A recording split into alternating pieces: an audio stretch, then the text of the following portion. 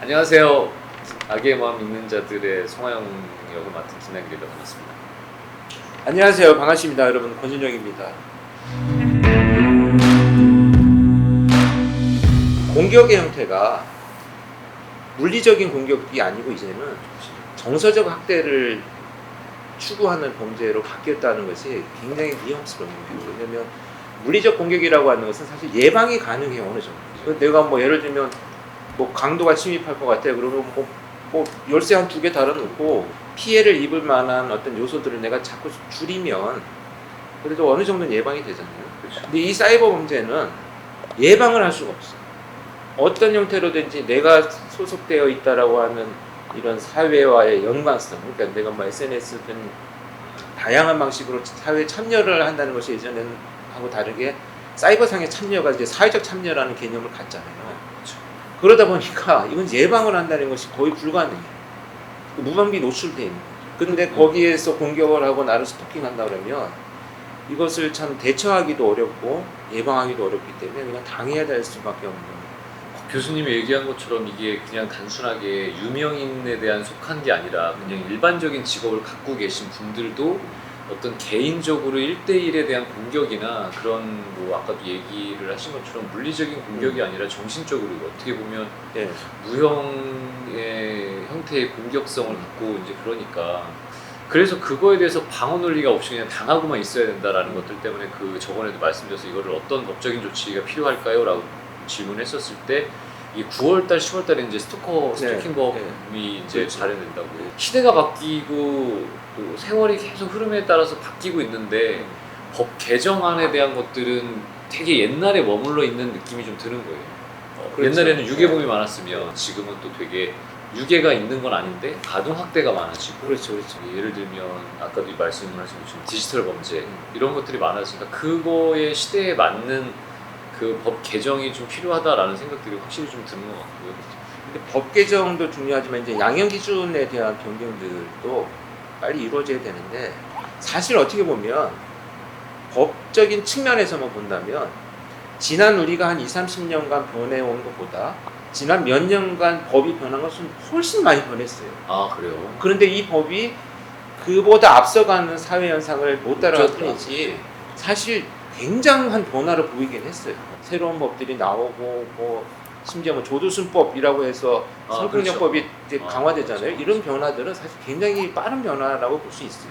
근데 이제 미리 대처해서 법을 만들 수 없다라고 하는 한계들이 항상 있기 때문에 법을 전공하는 분들은 또 그런 얘기 많이 하세요.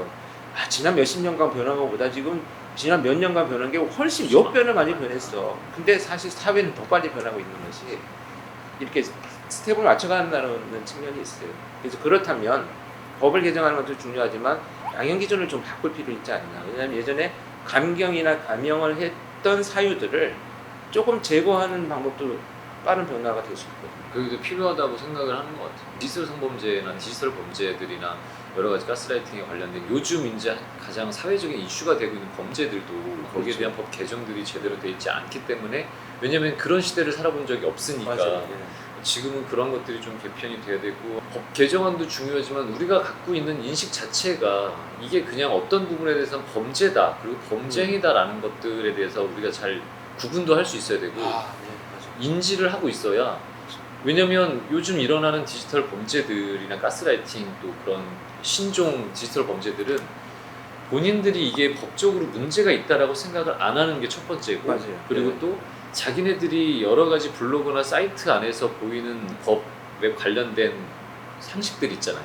그런 걸 찾아보고 법에 접촉되지 않은 것들을 하고 있다라고 정당성에 그렇죠. 대해서 자꾸 정당화하는 느낌들이 좀 있더라고요. 그래서 그게 예전에도 그렇고 연쇄살인범들 중에 교수님 사진이랑 교수님 이제 자료들을 스크랩해놓은 그 범인이 있었잖아요. 근데 그 사람들이 학습해서 진화한다고 말씀하셨잖아요. 근데 그러면 그 사람들도 이 디지털의 신종 범죄인 것처럼 그 사람들이 자기들이 갖고 있는 법적인 문제 아니면 자기들이 행하고 있는 범죄 행위들을 법에 문제가 되지 않는다라고 착각을 하고 있고 그거를 정당화하고 있는데 그러면 그 전에 그런 그 좀 흉악 범죄자들도 교수님에 대한 어떤 이야기들을 스크립하고 계속 자료 조사를 하고 있었던 거는 똑같이 그때도 지금과 비슷하게 법적인 부분에 대해서 나는 잡히지 않고 나는 그렇죠. 괜찮다라고 네. 학습을 하고 있었던 것 같아요. 그렇죠. 똑같이. 맞습니다. 그 결이 굉장히 비슷한 결이라고 봐야 돼요. 그러니까 그대로 진화된 것이 지금 사이버상에서 나타나고 있다. 저는 이렇게 봅니다. 그래서 아주 되게 중요한 얘기인데요. 그러다 보면 우리가 자꾸 강력한 처벌을 해야 된다는 얘기만 하지만 그보다는 사회적인 관념들이 바뀌어야 돼요. 예를 들면 내가 누군가한테 의견을 제시하는 것과 비난을 하는 것을 동일시해버리면 안 돼요. 이 비난도 의견이라고 생각하면 안 된다는 거죠. 그렇죠. 이 그렇죠. 비난은 잘못된 것에 대한 질책이나 충고일 수는 있지만 허위의 비난들을 만들어내는 것이 그렇죠. 범죄다라고 생각을 해야 되는데 그렇죠. 네. 그것까지도 내가 자유롭게 의견 표시하는 거야 라는 것으로 이렇게 혼동을 하고 있는 거죠. 그래서 지금의 교육에 대한 문제도 있다고 생각을 하거든요. 그러니까 정확하게 이게 어떤 학교 교육 아니면 가정 교육 이런 걸 떠나서 그런 것들이 잘못되고 안 되고 있다라는 것들에 대해서 우리가 명확하게 인식을 하고 그런 교육이 좀 필요하다는 생각들이 들어요. 맞아요. 되게 중요합니다. 그래서 교육이 필요하고 두 번째는 사회 변화에 따라서 인식을 관념을 바꿔야 되는데 예를 들면 이런 거예요. 지금 수년 전부터 강도 범죄가 거의 수직으로 떨어지고 있어요. 발생률이. 강도 범죄가. 소매치기 절도 범죄 뚝 떨어져 있어요. 지금 우리 지갑 속에 얼마 있어요? 한 푼도 없어요. 그러니까. 난 어쩌다 나도 지갑에 1,000원 있는 날이 있어요. 그것도 없는 날이 있고. 맞아요.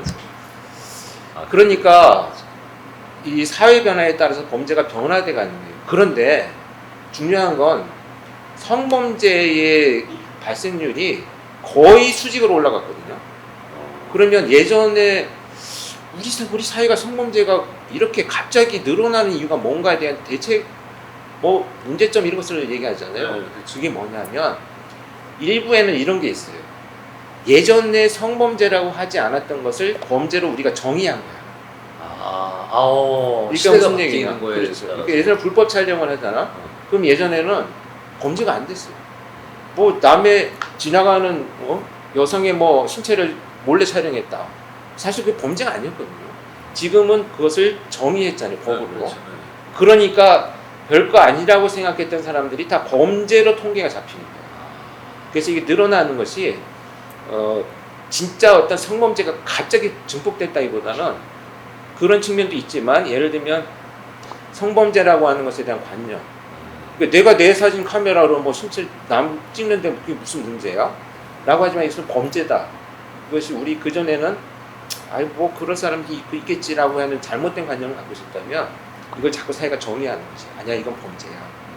그러니까 그런 잘못된 것들이 바로 잡히면서 숫자가 좀 늘어나는 이런 현상들이 일부 보였었거든요. 이게 뭔가 어떤 디지털적인 이 요즘 일어나는 신종 범죄가 아까 얘기하신 것처럼 내가 내 입 같고 아니면 내가 비난을 한다라고 해서 그것들이 의견이 되면 안 된다라고 얘기하셨잖아요. 그러니까 그런 정의가 필요하고 그런 것처럼 무언가의 이야기하는 발상들 자체가 그것이 의견이고 그렇죠. 그러니까 그렇다고 생각을 하는 사람들이 되게 많은 것 같아요. 이제 저는 사실 기억이라는 게 항상 왜곡될 수 있다고 생각하는데 요즘은 기록도 왜곡을 시키더라고요. 아, 네. 그러니까 그 기록도 어떻게 받아들이느냐에 따라서 그 기록 자체가 어떻게 해석이 되는 그렇죠. 거에 따라서 네. 받아들인 그 여러 가지의 상황들로 이제 사람들이 많은 사람들이 있으니까 받아들이는 것도 다 제각각이긴 하겠지만 뭔가의 그 여러 가지의 기록이 왜곡을 시켜서 왜곡될 수 있는 자기가 믿고 싶은 대로 믿는 것들을 다른 사람들한테 뭔가를 강요하면서 그런 것들이 정당화하다고 믿는 사람들이 되게 많아요. 요즘은 그런 일반적인 사람들도 꼭 유명인이 아니더라도 그런 거에 피해를 받는 사람들이 되게 많더라고요. 요즘은 이제 개인의 SNS 상에 대한 이야기들이 되게 많다 보니까 거기에서 나오는 이야기들이나 어떤 아까 얘기하신 것처럼 비난에 대한 이야기들이 세상의 전부라고 생각을 하면 안 된다라고 네. 얘기를 해요. 네. 다른 사람들이 뭔가에 대해서 공격을 받거나 힘들어 했었을 때 보면 얘기를 이제 그런 거를 이제 질문을 할 때 이 세계가 전 우주가 다 그렇다라는 의견으로 너 하나한테만 그런다고 생각하지 말아라라고 얘기를 하긴 하는데 그거를 당하는 입장에서는 그게 모든 전 세계 사람들이 또 자기한테 맞습니다. 그런 비난의 화살을 네. 그러니까 그런 것들이 가장 문제가 있는 것 같아요. 아유, 그럼요. 그것은 사실은 자기가 던지는 그 돌에 누군가 심각한 충격과 타격을 받는 것과 같은 의미로 봐야 되는데 그렇죠. 그렇다면 지금 우리 사이버상에서 일어나는 이런 문제들도 어떻게 보면 아니 뭐 그 정도 가지고 그 이렇게 너무 예민하게 반응하는 거 아니야? 그러니까 사이버 성범죄, 디지털 성범죄를 저지른 자들이 야 그거 안 보면 되지 뭐 그걸 보면서 왜 그러는 것을 자꾸 범인죄 정의하려고 그래?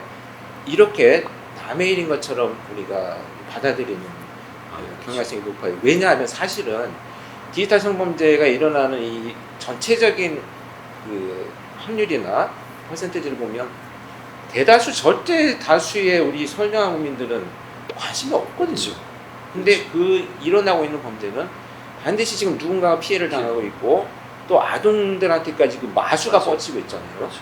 이것을 차단해야 되는 것이 우리가 이제 공동체의 목표가 돼야 되는데 그 관념 속에서는 뭐 관여하는 사람들이 당신 당사자 책임도 있지 않나라고 하는 생각을 우리가 일단 바꿔야 돼요. 맞아요. 그런 게 되게 중요해요. 피해자로서의 입장을 우리가 생각을 해야 되는데 그건 뭐 극복해내야지. 이런 관념이 있다면 그 관념들이 결국은 사회적 논의에서 자꾸 우리 장애 요인으로 작용할 가능성이 높아요. 그러니까 아까 우리 성범죄처럼 디지털 성범죄, 불법 촬영 자체가 범죄야.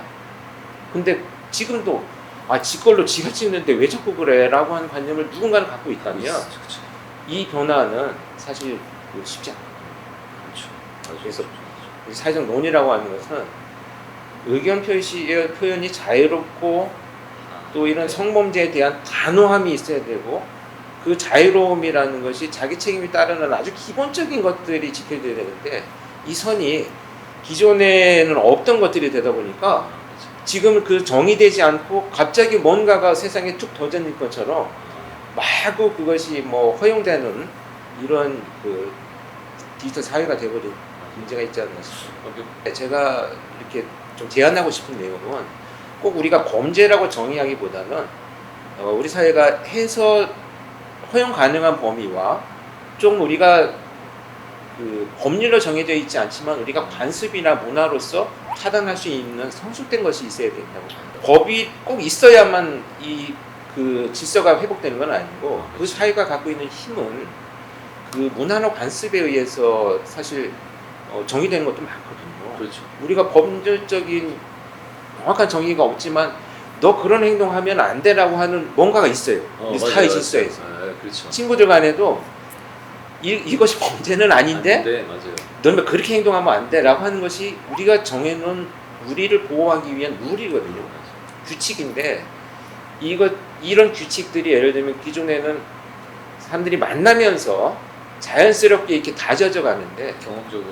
이제는 사이버상에서 튀어나오면 그게 나하고 이제 관련이 있나? 있는지 없는지 이게 범죄인지 아닌지에 대한 인식을 하는데 시간이 좀 필요한 것 같아요. 우리나라의 어떤 국민들이나 이 사람들 자체도 그렇게 세상이 좀 바뀌어가면서 법적으로 제재를 하진 않더라도 네. 아니면 법적으로 제재를 하더라도 그거보다 더한 이야기들이나 그거는 잘못됐어라는 인식들이 시대가 조금씩 바뀌면서 그만큼 빠르게 변화한 것처럼 사람들도 인식이 조금씩 그렇게 달라지고 좀 성숙해진 것 같아요. 요즘 이제 최근에 보면 예전에 같았으면은 전혀 인식을 못하고 있거나 잘못이라고 생각하지 못하는 부분들을 지금은 굉장히 어떤 올바른 인식을 하고 있으면서 그건 잘못된 거야 라는 것들. 그래서 사이버상에서 지켜줘야 되는 부분들이 어떤 것들인지를 더 명확해지고 그래서 예전 같았으면 어떤 대응이나 어떤 사건 이슈에 대해서 굉장히 뭔가 많이 몰려드는 그런 현상을 보였다면 지금은 그런 거에 대해서 뭐 무분별하지 않게 딱 분류를 할 수 있는 것 같아요. 그러니까 그런 것들도 되게 많이 성숙해 가고 있는 것들이지 않을까 이런 생각도 들고.